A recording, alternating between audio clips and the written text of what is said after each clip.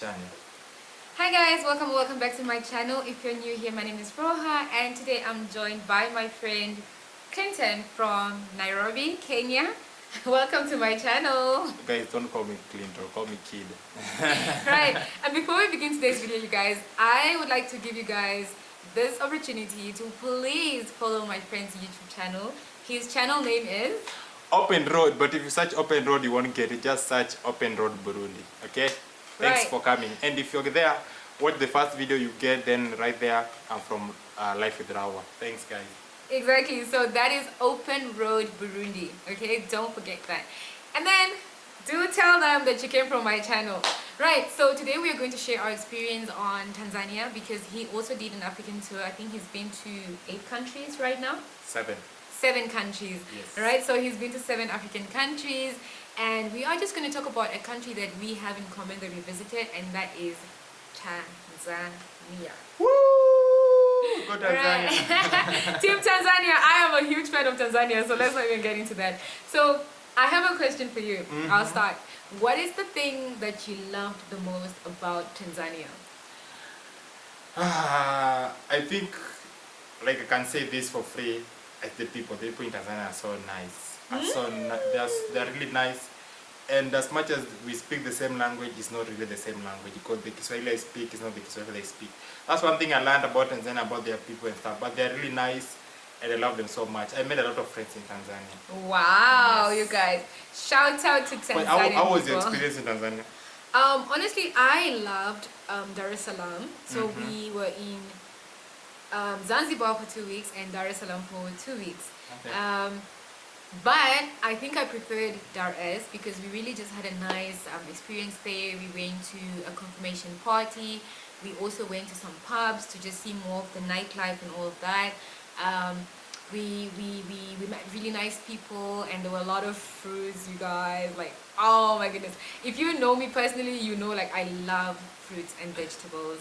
Yeah, so Zanzibar was okay for me. Okay. The only place I really loved and I think I'll go back to is Kwarara.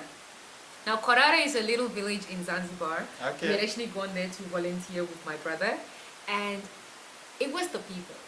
Again, it was the people. You know, people travel to... Shout out Tanzania. Yeah, people travel to Africa to see animals for the most part. For Tanzania, Serengeti and But Zanzibar. I feel like Africa for me has been the people. So nice, man. Yeah, they're so nice. Okay, so what would you say you did not like about Tanzania? Man, Tanzania is huge.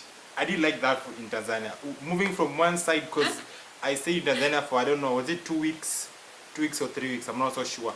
But Tanzania is huge. Just moving from one town to another, or one city to another, man. So it took me, like I was going to visit a friend of mine, so I was in Dar es Salaam. After Dar es Salaam, I went to the other side of Tanzania, like next to the border, next to Lake Tanganyika and stuff. So moving to that other side, the journey alone took me 2 days. It was so exhausting. It was so, like it messed up with my mental health. I don't know. But Really? man, it was so, Tanzania is hot. Oh yeah, Like I went oh my through all the goodness. climates. Like, It is so hard. It is so hard. and it's the fact that it's so huge. Like you can see the map, but you underestimate it. But when traveling on the land, man, so that's something weird with Tanzania. They don't travel at night. Some areas they don't travel at night because most of the Tanzania is just like it's a jungle. So they prefer travel during the day. So when you get to a certain bus stop, you take your next bus stop where you're going. You won't do that till the next day in the morning. So you had to sleep on the bus stop or find some other place to sleep. My goodness. Otherwise, but when I was there waiting for the following day because there's no way I'm going to pay for a place to sleep, I waited at the bus stop, met some few people there, man. Those people were amazing. We had some good stories. That video is on my channel. If you want to go check it out, all my Tanzanian stories and all the countries I've visited. Wow. Yeah, you guys, I think Tanzania is huge because we had taken the Tazara. You guys took the Tazara. Ooh, tell them. We took the Tazara from Tanzania to Zambia and that took us 5 days just to cross through Tanzania itself. That's how big Tanzania was. Don't underestimate that country, man. Do not underestimate it at all. Right? Next question. What did you think about the food? So the first, I don't know if you watch my channel again. Okay, sorry guys for shouting too much on my channel, but these things I've talked about them. So the first meal I had in Tanzania was so good I ordered it twice. When it's good, buy it twice. So the first time I got there's something called kitimoto. So kitimoto is basically, I think it's roasted pork with some banana. I think it's plantain. It was so good, man. I had the first plate, ordered the second plate. The next day I came back again, ate the same thing. That's how good it was. That's how what good was it the was. name again? Kitimoto. Kitimoto. If you're from Tanzania, you definitely know what kitimoto is. With some beer, man. Nice. So did you like see a lot of beautiful women? Because I think like that's one of the things that I heard a lot, that Tanzania has beautiful women. I mean, beauty is relative, man. But indeed, Tanzanians are, especially when you go to the island, Zanzibar. Like I met some beautiful, but Zanzibar looks like more of a touristic destination than more of Nini. But yeah, so mainland Tanzania. But the people I interacted with, the ladies I came across, they were amazing, and they are beautiful and they were cute per se. But in the mainland, that's when you're in mainland Tanzania, but when you're island, the Zanzibar part, I mean, it felt like I was interacting, because you find some immigrants living there. I was interacting with some immigrants, and I felt like this like fake, man. You guys are cute, but you're not Tanzanians. Really? Okay, I wouldn't know.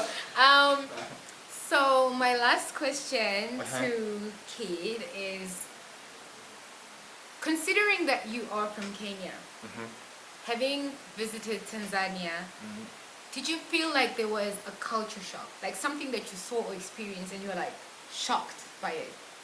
Or something different than where you're from? I know Kenyans will hate me for this, but there are a lot of more iPhones in Tanzania than in Kenya.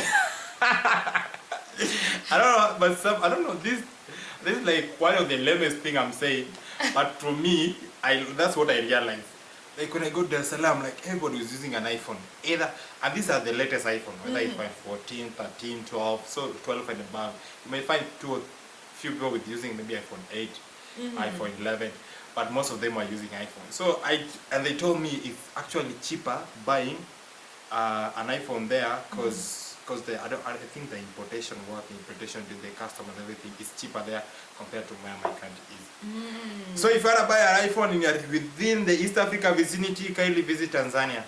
Pick up Tanzania. So for you, your culture shock when you are in Tanzania? Culture shock. The biggest, the biggest. I don't think anything really shocked me. Not something at least that I've not really seen. Right? I don't think so. Because you were in Nairobi first before you went to Tanzania. Makes sense. Yeah. Although I do have to say, when we went to Prison Island and I really got to read the history of Tanzania, that's when I got to understand why some people actually look mixed, like with an Arabic mix in Tanzania, in Zanzibar to be more specific, right? So I think that was a bit shocking for me, because I wasn't really expecting it, to be honest.